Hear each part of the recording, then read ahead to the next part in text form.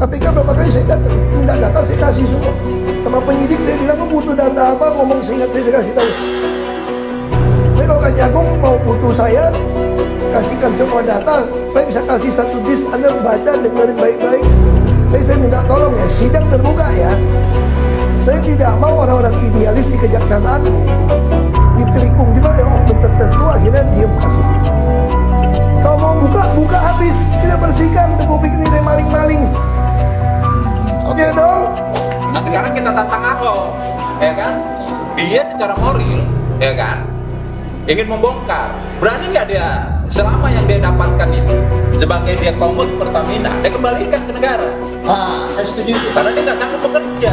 Masyarakat melaporkan Ahok ke Polri maupun ke KPK, apakah masih bisa diproses seiring sejalan dengan proses dari kejaksaan? Nah ini yang menjadi pertanyaan saya. Karena apa? Karena Ahok selalu beringas. Dia beringas kalau terhadap menghadapi partikel-partikel kecil kayak pengusaha PR segala macam. Tapi kita berhadapan dengan operasi besar, dengan Sinarmas, dengan Osdaya Group, reklamasi itu yang akhirnya Ahok sukses menancapkan naga besar di republik ini, yang itu bukan budaya di Indonesia. Ahok untuk melaporkan masih ada. Dan soal ini justice kolaborator itu di kejaksaan juga ada. Kejaksaan juga ada.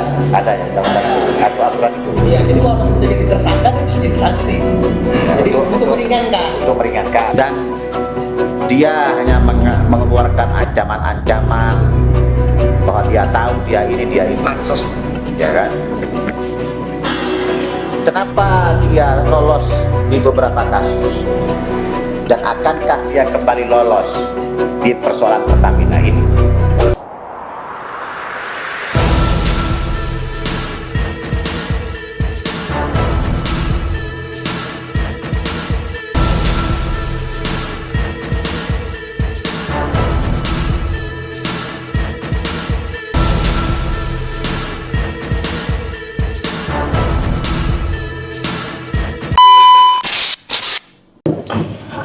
Assalamualaikum warahmatullahi wabarakatuh. Jumpa lagi dengan saya Suhawi di Bandit Kota News. Berpikir cerdas ala bandit. Jadi pada kesempatan ini kami ingin membahas soal Ahok di korupsi Pertamina. Ahok ini teriak-teriak, mau bongkar saya, mau bongkar ini, mau bongkar itu. Seolah-olah dia paling bersih. Padahal dia lama juga menikmati posisinya sebagai komisaris utama di Pertamina. Karena itu Bandit Kota mempertanyakan, benar nggak Ahok ini tidak terlibat? Atau jangan-jangan dia pemain utamanya? Hadir bersama saya ada dari Zulfikri Stompul, ada Ahmad Gunawan, ada Diko Nugraha, ada Dedi Jaya. Bung Aderi, Ya. Ahok ini teriak-teriak mau bongkar sesudah masalah korupsi di Pertamina terbongkar. Kira-kira menurut Bung Aderi, Ahok ini terlibat atau pahlawan kesiangan? Ya, kalau menurut saya dia terlibat karena dia diangkat menjadi komisaris utama PT Pertamina itu di tahun 2019 sampai dengan 1 Februari 2024. Sementara kasus Patraniaga ini kan mulai dari 2018 sampai dengan 2023. Tapi kan dia tahu dan dia di dalam beberapa podcast yang dia sampaikan dia menyatakan dia mengetahui dan sudah memperingatkan apa semua, tetapi tidak memberitahukan kepada aparat penegak hukum. Jadi secara ilmu hukum tindak pidana korupsi dia mengetahui adanya tindak pidana korupsi namun tidak melaporkannya. Jadi akibat hukumnya ada pasti. Gitu. Tinggal nanti aparat penegak hukum khususnya Kejaksaan Agung menempatkan posisi dia sebagai apa? Sebagai saksi kah atau tersangka? Itu dia. Jadi dia kan sebagai pejabat yang mengetahui ketika dia tidak melaporkan maka ada konsekuensi hukumnya. Nah, jadi apa namanya, membiarkan orang atau korporasi mengambil keuntungan dari situ ya? Iya. Nah, kan pada waktu itu Pertamina itu kan masih ada di bawah SKK Migas ya? Pada saat itu ya masih 2019, masih 2020 berubah Menjadi holding. menjadi holding Pertamina tadi, Nah. sehingga peranan SKK Migas hilang. Jadi sebenarnya Kementerian BUMN pada waktu begitu sebelum menjadi holding dan sesudah menjadi holding, batasannya hanya menjadi regulator. Iya. Tetapi kewenangan eksekusi dan lain sebagainya sesungguhnya ada di Kementerian SDM. Iya, pada saat itu ya. Oh, oke. Artinya wajar ketika kejaksaan masuk melalui Kementerian SDM ya, Ya. bukan melalui Kementerian Bukan, BUMN. bukan. Jadi kan itu jelas kelihatan ketika hilangnya kewenangan tadi kan SKK Migas kan secara tata kelola SDA-nya, sumber daya alam migas tadi itu sudah kepastian hukumnya sudah hilang, sehingga berpindah kepada Pertamina. Itu makanya saya sampaikan tadi, ketika Pertamina membentuk suatu holding tadi, ya tanggung jawab dia Ahok harus bisa dikenakan tanggung jawab karena dia kan di 2019. Jadi priorisasi terjadi perubahan nomenklatur dari SKK Migas tentang kewenangan tadi kepada Pertamina yang akhirnya membentuk holding, itu Ahok ada jalannya 2020. Oke. Dad, Yuk. Ahok ini teriak-teriak, seolah-olah ngancam lah ya, atau seolah-olah pahlawan. Pahlawan. Menurut lo terlibat nggak dia? Atau kebagian nggak? Atau misalnya waktu itu karena mulut lagi penuh, jadi nggak bisa teriak kan? Gimana? Iya, Ahok kan udah biasa lah congornya begitu ya kan. Iya. Kita kan nggak heran sebetulnya kalau dia gitu kan. Hanya posisinya ketika dia ramai lagi soal kasus Pertalite ini kan ramai lagi kan, pertama kasus Pertamina ini. Nah kemudian Ahok seolah-olah dia tahu tapi tidak lakukan eksekusi kan gitu. Iya. Kan gitu kan, artinya mengklarifikasi atau minta dimaklumin kan bahwa gua nih komod nggak bisa ngapa-ngapain kan, kira-kira gitu kan. Sementara kewenangan pengawasan kan di Ada tangan dia, terus dia bilang saya kan nggak pernah ditawarin diri, tapi ada lagi di talk show sebelumnya itu pernah ternyata ditawarin diri, dia nggak mau kan gitu kan. Iya. Nah di situ saja artinya ada dua pernyataan dia yang kontradiktif gitu loh. Nah kemudian dia teriak-teriak ingin bongkar ya, kalau memang pengen bongkar ya laporkan aja kan gitu ya. Iya. Laporkan, terus kemudian perlu diperdalam sama kejaksaan itu, dia sebagai komut itu fungsi pengawasannya. Kan dia punya komite audit. Iya, dan komite audit pengawasan. begitu masa dia nggak bisa batasi, ada kan? komite manajemen resiko. Iya. Nah itu yang yang publik ingin tahu gitu loh. Lu jangan hanya sekedar congor lu aja nih. Iya. Gitu kan, kalau memang lu bongkar dong.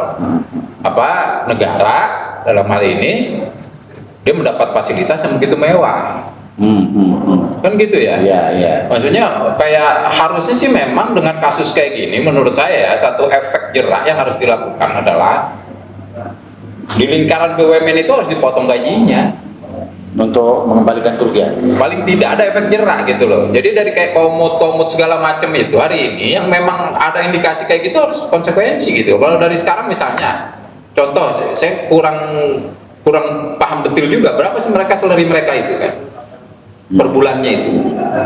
Ada yang 3 miliar katanya kan. Bisa bayangkan kalau kita ukuran M lah, ambil kecilnya lah. Sebenarnya kalau lah. gajinya kecil, Cuman tapi kan mungkin tantimnya tantimnya karena dia perusahaan untung kan. iya perusahaan untung. Nah itu harusnya ya untuk menutup itu efek jeraknya itu harus dikurangi. Ya jangan dibuat wah kayak gitu. Nah sementara Ahok yang sangat ganas saat dia jadi jadi gubernur DKI, efisiensi segala macam, tapi begitu terkena dengan dirinya, fasilitas itu mengikat dirinya, dia dapat fasilitas dia nggak kerja. Misalnya ya contoh ya, kalau misalnya nggak usah lah besar-besar misalnya, ya, kalau di rata-rata kan dia dapat 1 M lah per bulan. Jadi judulnya maling teriak maling aja. Iya, kalau itu dapat di gue, ngapain gue teriak efisiensi? Kira-kira kan begitu. Iya. Nah ini yang nggak sesuai dengan omongannya dia. Ya kalau mau bicara tentang efisiensi di BUMN, lakukan pada dirinya. Begitu dia jadi komut, dipangkas dulu. Minimal fungsi pengawasan gini ya, kayak di Rut Pertamina itu berapa M sih dia gaji dia? Kan gitu ya. Nah ini dipangkas dulu gitu kan. Ini rugi kok, kan teriaknya rugi terus ini. Banyak kan? Nah banyak juga BUMN yang rugi-rugi tapi salary di Rutnya masih MMA. Kayak Garuda yang terpuruk. Itu banyak juga, coba kita lihat tuh, Garuda. Yang direksinya kan mantan direktur direktur Lion kan. Dia banyak orang-orangnya juga di situ. Nah, salary-nya di atas juga. Nah, kalau melakukan itu sebetulnya di BUMN itu, nah itu yang harus dipangkas-pangkas dulu. Kondisi misalnya lagi kredit hari ini, itu harus dipangkas dulu efisiensi. Nah, mengenai Ahok itu, ya Ahok harus bicara jujur gitu loh. Dia menjadi bagian menjadi pesta bagian, itu lu nggak bisa ngelak gitu loh, nggak bisa ngelak itu karena lu sebagai komut di situ dan Patra Niaga ini kan anak perusahaan. Artinya fungsi pengawasan dia. Fungsi pengawasan lu bisa jitak itu kok. Kalau lu nggak bisa jitak di Rut Pertaminanya, lu bisa jitak di Rut Patra Niaganya. Kalau mau melarikan diri dari kejaran sebagai orang yang mengetahui sesuai dengan pasal 165 dan 164 KUHP itu bisa. Ahok bisa menjadi saksi yang dilindungi, justice collaborator bisa. Tetapi dia wajib membongkar, bukan hanya Patra Niaga, Pertamina, Indonesia. Karena dia sebagai komut gitu. Karena dia katanya punya rekaman kan. Tapi kalau urusannya misalnya mau jadi justice kolaborator ya udah terlambat toh. Atau masih bisa? Masih bisa, sepanjang dia bisa mengejar kepada korupsi yang terbesar di Pertaminanya. Tapi itu kan tergantung penyidiknya kan. Ya bisa jadi tergantung penyidiknya, tetapi ke hak Ahok untuk melaporkan masih ada. Dan soal ini justice kolaborator itu di kejaksaan juga ada. Kejaksaan juga ada. Ada ya undang-undang itu atau aturan itu. Iya, jadi walaupun dia jadi tersangka dia bisa jadi saksi. Jadi untuk meringankan. Untuk meringankan, tapi kan tidak menghilangkan Kepastian hukum sebagai tersangka tidak. ya masalah pidananya kan. Iya, tidak menghilangkan. Ya cuman kan yang ini kan kita terpaku di soal mafianya ya. Iya. Nah, kita kan harus terpaku bagaimana uang yang telah lenyap ini bisa kembali. Harus ke sana. Dia bukan hanya soal menghukum orang. Iya, 1000 triliun itu, ya kan? Yang sudah ada yang 93. kurang lebih lah, gitu kayak gini, 900 berapa 983-an ya. 193 yang ditemukan. Yang selama dari 2018 sampai 2023 itu kalau dijumlahkan itu kurang lebih hampir menyentuh 1000 triliun. 980 sekian. Dan ini yang harus dikejar oleh kejaksaan. Gitu loh. Nah, memang misalnya kelas kakapnya siapa ya harus diambil asetnya. Ini nggak bisa. Nanti begitu ini entah kan lucu-lucuannya lagi nanti hukumannya dia hanya berapa miliar.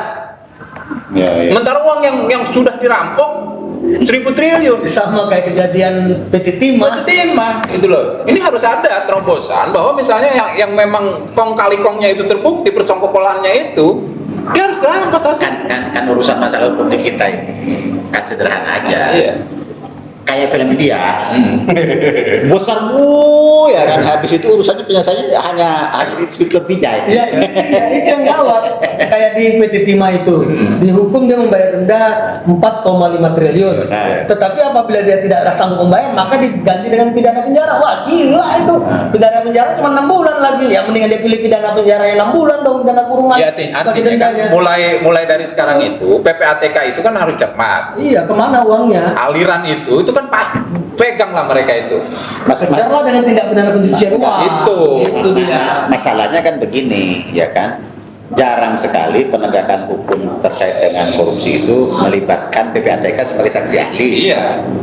Nah, sekarang kita tantang Ahok, ya kan? Dia secara moral, ya kan? Ingin membongkar. Berani nggak dia selama yang dia dapatkan itu sebagai dia komut Pertamina, dia kembalikan ke negara. Saya setuju itu. Karena dia nggak sanggup bekerja.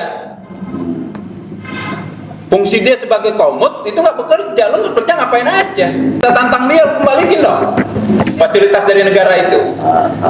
Itu Berapa ratus miliar sudah diterima? berapa ratus miliar selama dia jadi misalnya gitu kan, berapa M gitu loh, dikembalikan ke negara. Ini loh, gua nggak inian kan gitu, itu canggih. Mas Gun, Siap. ini Ahok ini kan begitu jadi komut, masuk PDI, ya kan? Kira-kira itu dititip PDI bukan sih si Ahok ini? Atau misalnya, udahlah Ahok, diam-diamlah bagus di situ misalnya. Lindungi kawan-kawan yang ada di sana. Ada begitu nggak kira-kira? Ya, otomatis ada. Jalur benang merahnya pasti ada. Jadi kalau di diskusi ini ya, saya mau menyoroti di persoalan politiknya. Jadi Ahok itu sejarahnya siapa? Ya kan? Ahok ditawarin sama Pak Jokowi itu kan dari otomatis partai PDI Perjuangan. Dia duduk di situ. Ya kan? Justru ini yang saya tanyakan ahli hukum. Persoalan-persoalan yang dia mengetahui tentang perbuatan yang jelas-jelas di depannya dia teriak-teriak ada sebuah pelanggaran. Lantas kok dia baru ngomong sekarang? Dulu ngapain? Berarti di dalamnya kan ada barisan-barisannya yang gerbongnya yang ikut di kiri kanannya, berarti dia ikut mengamankan. Kalau kita ke link politik saat 2023 dia baru mengundurkan diri, 24 dia kan tim suksesnya Ganjar. Di saat itu kan Ganjar belum punya wakil, dan saat itu juga Erick Thohir sebagai Menteri BUMN berkeinginan menjadi wakilnya Ganjar. Betul nggak itu? Betul. Ya. Makanya kalau dia sekarang berteriak-teriak itu omong kosong, malah justru akan, kalau orang Jawa semuanya akan menepuk air di tulang dan kena semuanya teman-temannya kan, ya kan? Jadi sisi politik itu yang saya soroti. Jadi saya juga tanya sama Bung Diri, ketika ini ada masyarakat melaporkan tidak hanya di kejaksaan, saya takutnya ini masuk angin ini nanti kejaksaan ini, ya kan? Tiba-tiba pada satu kondisi tertentu, ya seperti halnya kasus timah. Sekarang Polri itu punya lebih tingkat tinggi daripada Dir Tipikor, yaitu sekarang Kortas Tipikor yang dipegang oleh seorang berpangkat bintang 2. Seandainya ada masyarakat melaporkan Ahok ke Polri maupun ke KPK, apakah masih bisa diproses seiring sejalan dengan prosesnya kejaksaan? Nah, ini yang menjadi pertanyaan saya. Karena apa? Cita-cita Prabowo ini kan jelas, bagaimana korupsi ini akan dikejar sampai Antartika. Kita jangan hanya ngomong doang, coba itu pembantu-pembantunya. Program presiden itu adalah memerintahkan aparat penegak hukum termasuk Polri, KPK, Kejaksaan untuk memberantas korupsi sampai ke seakar-akarnya. Jadi Polri pun tidak harus mempunyai program tersendiri, harus program presiden. Ya.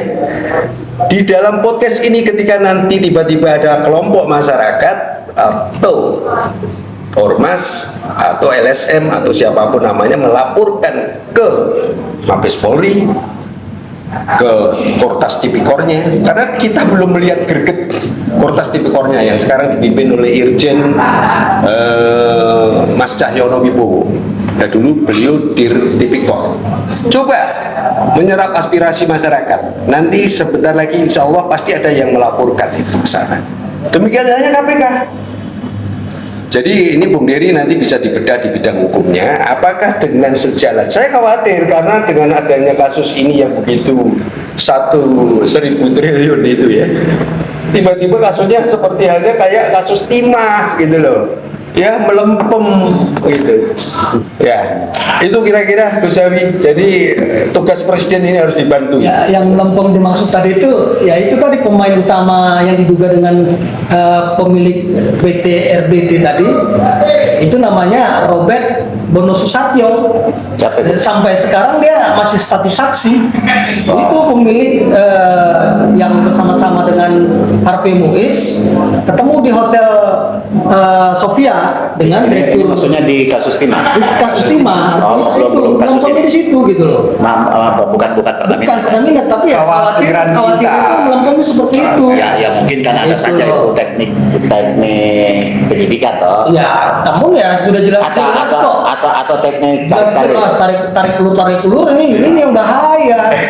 Jadi bagaimana kita mau nyapu bersih korupsi kalau alat sapunya juga penuh dengan dugaan kan begini. tarik menarik itu bahaya. Kalau tarik ulur kan benangnya diulur ke bawah gitu kan. Ya, Ya ditumpuk di bawah. kusut. Ya. Itu dia. Korupsi di Pertamina yang sangat luar biasa. Ya ini memang diungkap oleh Presiden Prabowo. Dalam arti pemerintahan Presiden Prabowo ini mengungkap korupsi ini nggak kaleng-kaleng. Nilainya triliunan semua. Ya gitu. Dan ya harapan masyarakat kan tentu penuntasannya juga sesuai dengan ekspektasi publik. Gimana menurut ente? Baik, Gus. Saya kalau kacamata saya bicara Pertamina, Gus, ini kan apa namanya selalu menjadi bahan ijon dari semua rejim dari masa ke masa. Pak Harto juga melakukan ijon dengan konconya, ya kan? Terus Sutowo, ya saya kurang kenal lah. Zaman SBY Pak Karen. juga dengan Karen. Pak Karen dan Cahali. Terus zaman apa Pak Jokowi juga dengan Ahok dan PDI-nya. Sekarang juga kayaknya agak mengikuti, ya kan? Partai penguasa atau presiden akan menempati pos itu. Nah, kita sisi lain menarik kepada sosok figur Ahok. Saya punya pengalaman yang kelam dengan namanya Ahok ataupun Basuki Cahaya Permanen. Ketika saya konfrontasi mengenai reklamasi waktu itu ya, apa yang saya dapatkan? Pada waktu saya menantang Ahok pengadilan soal reklamasi, karena Ahok itu selalu beringas. Dia beringas kalau terhadap menghadapi partikel-partikel kecil kayak pengusaha-pengusaha PR segala macam. Tapi ketika berhadapan dengan operasi besar, dengan Sinarmas, dengan Osdaya Group, reklamasi itu yang akhirnya Ahok sukses menancapkan naga besar di Republik ini, yang itu bukan budaya asli Indonesia. Budaya itu naga besar itu kan bukan khas Indonesia, dari luar itu ekspansi itu. Karena itu ada ideologi transnasional, beda dengan hati, beda dengan yang lain. Itu ada budaya transnasional itu. Iya. Nah, saya melihat sosok Ahok berani nggak dia mengungkapkan dengan jelas soal praktek ijonnya dia di masa lalu? Berani nggak? Karena saya kemarin lihat dia siap menjadi dia dipanggil Kejaksaan Agung, tapi lontaran dia seraganda, Gus. Karena dia melemparkan ucapan harusnya BPK yang harus diusut, karena BPK dianggap ada oknum BPK yang terlibat di dalam konspirasi BBM ini. Wakil kepala BPKP itu merangkap komisaris Pertamina Praniaga. Iya, kalau saya mempelajari ini, Ahok itu acap kali setiap benturan kasus besar, dia akan mencari kambing hitam. Contoh saya dulu, saya hajar reklamasi, pukul reklamasi, sampai saya akhirnya dikriminalisasi kan, penjara, makanlah apa, hanya kritik reklamasi awalnya, nggak lebih, sama kita rumah sakit. Nah, berwaras. Saya melihat ketika Ahok membuang racun, silakan bongkar KPK. Nah, saya melihat ada kekhawatiran, ada ketakutan, dan dia mengaku sendiri bahwa saya ada di bawah tekanan. Kalau betul Ahok memang punya keberanian sebagai patriot bangsa, buka dong. Mau BPK kayak mau partai kayak mau konconya dia kayak mau ijonnya apa, buka. Kalau betul dia sebagai patriot anak bangsa, bukan patriot naga ya. Itu seperti Sun Yat-sen ya. Iya. Ini Ahok itu saya melihat di sini, Gus, ada standar ganda. terganda dong dia.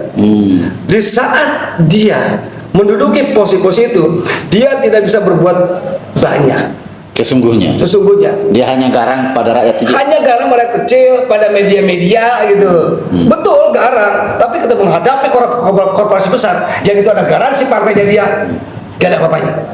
Saya garansi itu. Pemirsa, Ahok ini pernah ada cerita soal rumah sakit Sumber Waras. Ahok ini juga pernah ada cerita besar soal reklamasi di Jakarta saat menjabat gubernur. Dan ada cerita soal korupsi di Patraniaga saat dia menjadi komisaris utama holding Pertamina. Dan dia hanya mengeluarkan ancaman-ancaman bahwa dia tahu, dia ini, dia itu. Pansos, Ya kan? Kenapa dia lolos di beberapa kasus? Dan akankah dia kembali lolos di persoalan Pertamina ini? Sebenarnya Ahok ini mewakili komplotan yang mana? Atau agenda siapa? Kenapa dia seperti tidak tersentuh? Bahkan Kejaksaan Agung belum memanggilnya baik sebagai saksi maupun sebagai tersangka. Ya, hukum memang bicara fakta, bicara formil. Tapi kan kita sebagai bandit ini tahu juga, ya kan? Mana yang kebagian, mana yang tidak kebagian.